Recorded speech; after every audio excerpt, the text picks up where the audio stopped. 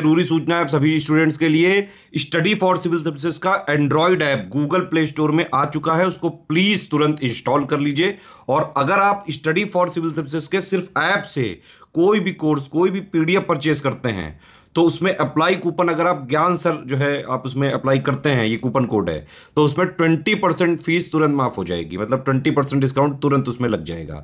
ज्ञान सर लिखना है, नॉर्मली ज्ञान सर स्मॉल लेटर में है सब कुछ, कोई स्पेस नहीं, कोई कॉलम नहीं, सिर्फ ज्ञान सर GYANSIR। इस तरह से अगर कूपन कोड लगाते हैं आप ऐप में बाई करने से पहले, जो अप्लाई कूपन वाले में आता है, तो 20% का डिस्काउंट तुरंत मिलेगा। वीडियो देखिए। नमस्कार दोस्तों, ज्योग्राफी के एक और लेक्चर में आपका स्वागत है। हम लोग टॉप एमसीक्यू की जो सीरीज़ मैपिंग के थ्रू कर रहे हैं, डिटेल एनालिसिस में, Indian geography, world geography, minerals, सब कुछ 350 प्रश्न हो चुके हैं। पूरी प्लेलिस्ट बनी, अच्छे से इसको फॉलो करिए, बहुत हेल्पफुल होने वाला है ये।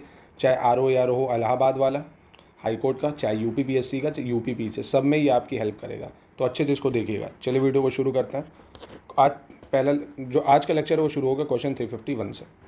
कह रहा which of the following is known as city of golden gate. निम्नलिखित में से किसे स्वर्ण द्वार के शहर के रूप में जाना जाता है?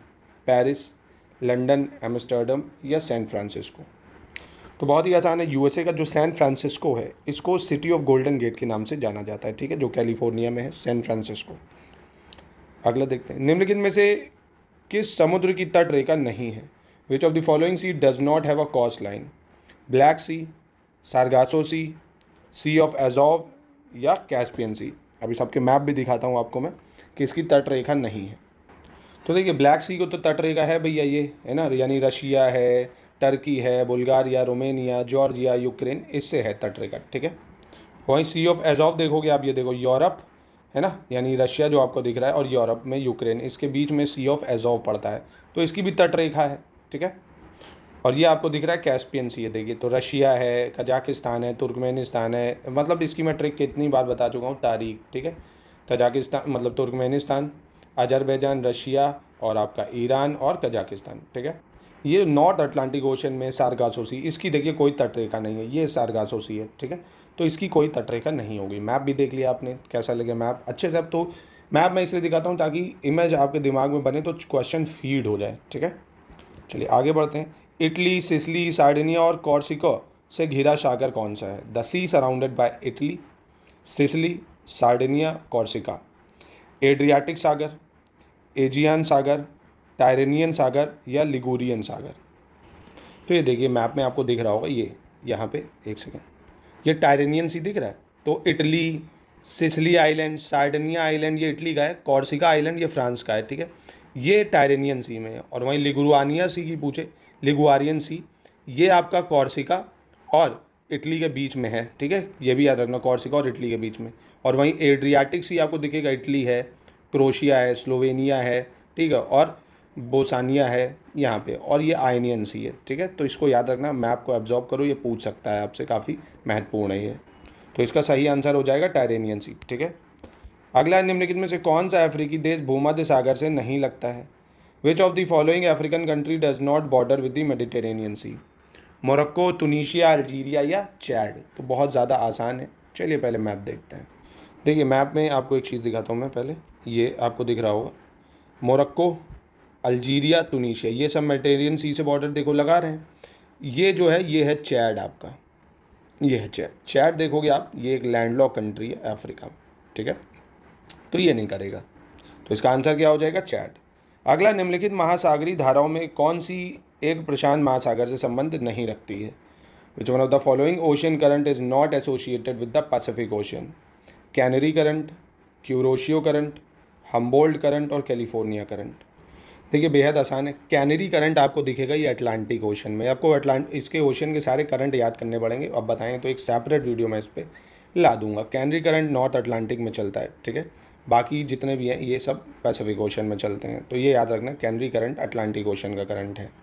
और प्लीज़ ओशन करंट को ज़रूर लर्न करना। ये भी पूछता है कि कौन सा करंट वार्म है, मतलब गर्म है, और कौन सा ठंडा है ना। ओशन करंट पे सवाल जरूर आता है। बहुत छोटा टॉपिक है, 5 से 10 मिनट 15 मिनट में सब हो जाएगा। ट्रिक के थ्रू मैं इसको आपको करा दूंगा, ठीक है। तो पेड ग्रुप में ये सब चीज़ें दी जाती हैं दोस्तों। आप स्टडी फॉर सिविल सर्विसेज का पेड इनिशिएटिव से कंप्लीट एक ही जगह रह के इंटीग्रेटेड तैयारी कर सकते हैं दोस्तों, अगर आप करना चाहते हैं किसी भी एग्ज़ाम की, PSC, RO, UPB से सभी, ठीक है। तो इसका सही आंसर क्या हो जाएगा दोस्तों? कैनरी करंट हो जाएगा, ठीक है। निम्नलिखित में से कौन जल लवणता प्रवणता को दर्शाता है? Which one of the following denote water salinity gradient? Thermocline, pycnocline, halocline या केमोक्लाइन? तो बहुत ही आसान है दोस्तों। सैलिनिटी ग्रेडियंट का मतलब होता है जो हेलोक्लाइन होता है वो सैलिनिटी ग्रेडियंट को दिखाता है, हेलोक्लाइन, ठीक है। थर्मोक्लाइन टेम्परेचर को दिखाता है, और वही पाइनोक्लाइन जो होता है जो वो सेपरेट करता है टू लिक्विड लेयर्स को, ठीक है, जिसकी अलग अलग डेंसिटी होती है, ठीक है, उसको अलग करता है। ब्लू नील नदी का उद्गम कहाँ से होता है? Blue Nile river originate from lake Victoria, lake Edward, lake ताना या लेक एल्बर्ट? ठीक है, लेक ताना यहाँ से निकलती है, इथोपिया के लेक ताना से यहाँ से निकलती है, और ब्लू वाइट नाइल यहाँ से निकलती है ना। तो लेक ताना से निकलती है आपकी ब्लू नाइल जो कि इथोपिया में है, और ये है लेक विक्टोरिया, और ये आपकी लेक एल्बर्ट है, ये भी अफ्रीका ही में, ठीक है। मतलब कंट्री पूछे तो आप बता दोगे युगांडा और डेमोक्रेटिक कॉन्गो के बीच में है लेक एल्बर्ट, और यहीं पे आपका लेक एडवर्ड भी पड़ जाती है, युगांडा और डेमोक्रेटिक कॉन्गो के बीच में, ये अगल ही बगल है। मतलब लेक एडवर्ड और लेक एल्बर्ट दोनों भाई समझो इनको। तो इसका आंसर क्या हो जाएगा? लेक ताना। अगला है एशिया की निम्नलिखित में से कौन सी नदी दक्षिण की ओर बहती है? Which one of the following river of Asia flow towards the south? Amur, Lena, Ob या साल्वीन? तो ये जो रिवर है सैल्वीन दोस्तों, ये आपको ये देखिए यहाँ पे, ये नू रिवर है जिसको यहाँ पे सैल्वीन रिवर बोलते हैं। फिर जब ये म्यांमार में एंटर करती है ना, म्यांमार थाईलैंड के बॉर्डर के पास से भी होते हुए थोड़ी जाती है, तो सैल्वीन नदी बेसिकली म्यांमार है। बाकी नू नदी है ये चाइना से होते हुए आती है, सैल्वीन नदी जो कि दक्षिण की तरफ बहती है वो। और वहीं आमूर रिवर आप देख सकते हो, ये वेस्ट की ईस्ट की तरफ बहती है, रशिया में, है ना, ये आमूर रिवर है। और वहीं ओब रिवर भी आपको दिखेगी, रशिया में जो बहती है ओब रिवर, ठीक है, ये भी आप देखोगे दक्षिण की तरफ नहीं बह रही है। और लीना रिवर देखोगे, ये भी है, देखिए कैसे बह रही है ना, तो ये भी कोई दक्षिण की तरफ नहीं है, ये भी ऐसे ही टिल्ट होती जा रही है। और देखिए आपको मैप भी दिख गया कि आपको ये पता था लीना रिवर रशिया में है, ओब रशिया में है, ओम रशिया मतलब आमोर रशिया में है ना। तो ये सब ऐसे ही मैप के थ्रू आप ये सब देख सकते हैं। सिर्फ और सिर्फ इस चैनल को स्टडी फॉर सिविल सर्विसेज को कंटिन्यू फॉलो करके क्वालिटी कंटेंट को आप इन्जॉय कर सकते हैं। तभी दोस्तों मैं लिमिटेड क्वेश्चन करा रहा हूँ पर डिटेल करा रहा हूँ। कहने को मैं 50 क्वेश्चन करा हूँ पर फिर वो बहुत लंबे हो जाएंगे, इसलिए आप 25 करा रहा हूँ विद मैप, नई नई चीज़ें आपको अच्छा लगेगा, ठीक है। तो कौन दक्षिण की तरफ बह रहा था? आप तो आंसर आप बता सकते हो आराम से, भूल गए हो, सैल्वीन नदी, ठीक है, वही म्यांमार जो चाइना से निकलती है नू नदी के नाम से। अगली है सीर और अमू नदियाँ गिरती हैं। सीर और Amu river fall into Caspian sea, Aral sea, Black sea या बाल्टिक सी? तो चलिए इसका भी मैप देखते हैं। तो सबसे पहले आपको ये दिख रहा है अमू दरिया, है ना, ये नदी, और इसमें देखिए सीर दरिया और अमू दरिया, ठीक है, ये कहाँ पे जाते हुए दिख रही हैं आपको? ये देखिए अराल सी में, ठीक है, अराल सी हो जाएगा आंसर इसका। तो ये सब याद रखिएगा, मैप के थ्रू आपसे पूछ सकता है। अगला है एशियाई नदी मैकोंग कहाँ नहीं बहती है? The great Asian river Mekong does not flow through China, Cambodia, Malaysia, Laos? तो ये देखिए मैकोंग रिवर का मैप, ये है ना, जो कहाँ से बहती हुई आ रही, देखिए म्यांमार में भी जाएगी आपके, लाओस है, थाईलैंड है, और आपका कंबोडिया है, वियतनाम है। म्यांमार में नहीं जा रही है ये, पर म्यांमार में भी चली जाएगी, ये देखिए म्यांमार में भी चली जाएगी। चाइना से आती है ये, बेसिकली चाइना से एंटर करती है। म्यांमार है, लाओस है, मैं कंट्री बता दे रहा हूँ, circle, China, Myanmar, Laos, Thailand, Cambodia, Vietnam, ठीक है, यहाँ पे ही बहती है और इधर गिर जाती है साउथ चाइना सी में। Myanmar, Laos, Thailand, Cambodia, Vietnam. तो यहाँ पे चाइना, कंबोडिया, लाओस है, मलेशिया में नहीं बहती है, ठीक है, मलेशिया नहीं होगा यहाँ पे।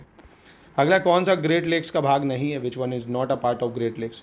तो आपको बता चुका हूँ मैं, होम्स क्या है, Huron, Ontario, Michigan, Erie, Superior, ये हैं 5 नदियाँ ग्रेट लेक यूएसए की। तो देखिए सुपीरियर, हुरैन, मिशिगन है। ग्रेट बियर लेक ये नहीं है, ये कनाडा में है। अगला देखते हैं, निम्नलिखित में से किसे गार्डन ऑफ लेक कहा जाता है? Which of the following is called garden of lakes? Finland, New Zealand, Sweden या ग्रीनलैंड? तो ये भी आसान था, मतलब गार्डन ऑफ लेक्स कहा जाता है फिनलैंड को। किसको कहते हैं? फिनलैंड को। अगला कह रहा है what is the effect of Chinook winds in the central plains in USA? संयुक्त राज्य अमेरिका के मध्य मैदानों में चीनूक हवाओं का क्या प्रभाव होता है? तापमान पर कोई असर नहीं होता, गर्मी का तापमान कम होता है, समान तापमान या सर्दी का तापमान बढ़ता है। No effect on temperature, temperature of summer reduces, uniform temperature या टेम्परेचर ऑफ विंटर राइजेस? क्या होगा इसका सही आंसर? देखिए जब चीनूक हवाएं चलती हैं तो जो टेम्परेचर होता है विंटर्स का वो बढ़ जाता है ना, यानी सर्दी का तापमान बढ़ा देती हैं चीनूक हवाएं, तो क्योंकि थोड़ी गर्म होती हैं।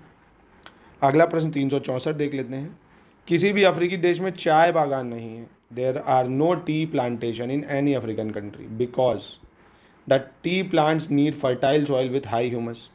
क्योंकि चाय के पौधों को उच्च ह्यूमस वाली उपजाऊ मिट्टी की आवश्यकता होती है। तो क्या ये सही है? देखिए गलत है। पहली चीज़ स्टेटमेंट है, केनिया तो कितना बड़ा चाय उत्पादक है, केनिया, मलावी, तंजानिया, जिम्बाब्वे, यहाँ होता है चाय का उत्पादन। और ये बात बिल्कुल सही है, चाय के पौधों के उच्च ह्यूमस वाली उपजाऊ मिट्टी की आवश्यकता होती है। ठीक है, तो ये सही है, ए गलत है, यानी सी हो जाएगा। अगला है Golan height is located in which region. Golan height कहाँ है? Central Asia, Middle East, Central Africa या नन ऑफ दी अबव। तो ये न्यूज़ में भी काफ़ी बना है इस बार इसराइल को लेके। तो ये देखिए गोलन हाइट दिख रही है आपको, है ना, इसराइल के पास, सीरिया, लेबनान, ये सब ये मिडिल ईस्ट कंट्री है। कौन सी? Middle east. और यहीं पर सी ऑफ गैलीली है, ये भी याद रखना भैया, इसराइल के पास है ना, इसराइल के पास। तो इसका आंसर हो जाएगा मिडिल ईस्ट। अगला है केंद्रीय सड़क और परिवहन मंत्रालय ने गाजियाबाद से कानपुर तक बनने वाले ग्रीन फील्ड इकोनॉमिक कॉरिडोर को मंजूरी दे दी है। इसकी कुल लंबाई क्या है? Union road and transport ministry approve green field economic corridor to be build from Ghaziabad to Kanpur. It's total length is 289 kilometre, 312 kilometre, 380 या 416 किलोमीटर। तो करंट अफेयर्स पे बेस्ड सवाल है ये। इसका सही आंसर कितना है? 380 किलोमीटर है लेंथ उसकी। कितनी है? 380 किलोमीटर। चलिए अगला देखते हैं। अल्प पर्वत श्रेणी किस देश का हिस्सा नहीं है? अल्प mountain range is not a part of which of the following country? France, Germany, Austria या इंग्लैंड। तो बेहद आसान है दोस्तों, इंग्लैंड का पार्ट अल्प्स नहीं है। अल्प France, Germany, Austria, Italy, Hungary, Slovenia. ये मैप देख लेते हैं। ये देखिए यहाँ पे आपको अल्प्स दिख रहा है, फ्रांस है, स्विट्जरलैंड है, लिechtenstein है, ऑस्ट्रिया, स्लोवेनिया, इटली, ये अल्प माउंटेन रेंज यहाँ पे आपको पाई जाएंगी। ठीक है, तो डी नहीं होगा। अगला है निम्नलिखित देशों में कौन सा एक नॉर्डिक देश नहीं है? Which of the following country is not a Nordic nation? Iceland, Norway, Ireland या स्वीडन। तो नॉर्डिक कंट्रीज़ का पहले मैं आपको मैप दिखाता हूँ। ये है नॉर्डिक कंट्रीज़, कौन कौन सी? Iceland, Denmark, Norway, Sweden, Finland. ठीक है, Finland, Sweden, Norway, Iceland, Denmark, ये नॉर्डिक कंट्रीज़ हैं। मतलब ये 66 डिग्री हाफ एंड अबव के पास है, ऊपर है ना, बहुत ज़्यादा यहाँ पे ठंडी वंडी रहती है ना, तो इसको नॉर्डिक कंट्रीज़ बोलते हैं। तो यहाँ पे आइसलैंड है, नॉर्वे है, आयरलैंड नहीं, आयरलैंड नहीं है, स्वीडन है। ठीक है, तो आयरलैंड नहीं है नॉर्डिक कंट्रीज, अभी दिखाया मैंने आपको मैप। ठीक है, अगला है निम्नलिखित में से कौन सा देश स्थलबद्ध नहीं है? Which of the following countries is not a landlock? Turkmenistan, Afghanistan, Laos या इंडोनेशिया। तो बहुत ही बढ़िया सवाल है ये दोस्तों, कौन सा लैंडलॉक नहीं है? देखो कितना सिंपल है, इंडोनेशिया लैंडलॉक थोड़ी है भाई, तो पूरा पैसिफिक ओशन में आइलैंड कंट्रीज है। भारत के कितने राज्य नेपाल से सीमा बनाते हैं? How many Indian state share border with Nepal? अब बताइए, इससे भी आसान कोई सवाल होगा? ये मैं आप पे छोड़ रहा हूँ। ठीक है, आप बताइए दोस्तों, आप अधिकारी बनने वाले हैं, कोई ना कोई इस साल तो अधिकारी आपको बनना ही है, चाहे आरओ बने सचिवालय में, चाहे इलाहाबाद हाई कोर्ट वाले में, या पीसीएस निकालें, है ना। तो प्लीज़ इसको बताइए, तो अपने देश की बात है।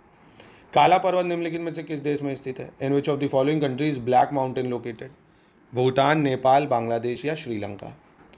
तो ब्लैक माउंटेन बहुत ही फेमस है, जो कि भूटान में स्थित है। बी से ब्लैक, बी से भूटान, याद रखना।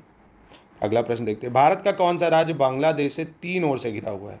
बहुत ज़्यादा इंपॉर्टेंट सवाल। Which Indian state is surrounded by Bangladesh on all 3 sides? Tripura, Sikkim, Manipur या वेस्ट बंगाल। तो चलिए पहले मैप देखते हैं। देखिए यहाँ पे जो त्रिपुरा है, ये 3 साइड से बॉर्डर शेयर करता है, एक यहाँ से भी है, इधर से भी है, इधर से भी है ना।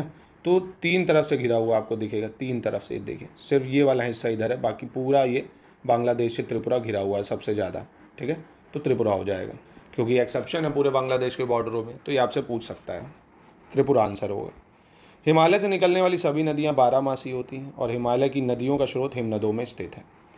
देखिए all river originate from Himalaya perennials, because क्यों परीनियल होती हैं, क्यों वो 12मासी होती हैं? क्योंकि हिमालय से वो निकलती हैं।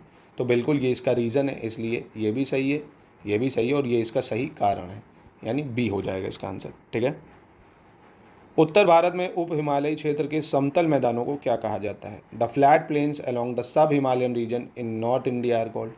क्या कहते हैं भैया? तराई, दून, खादर या भाभर।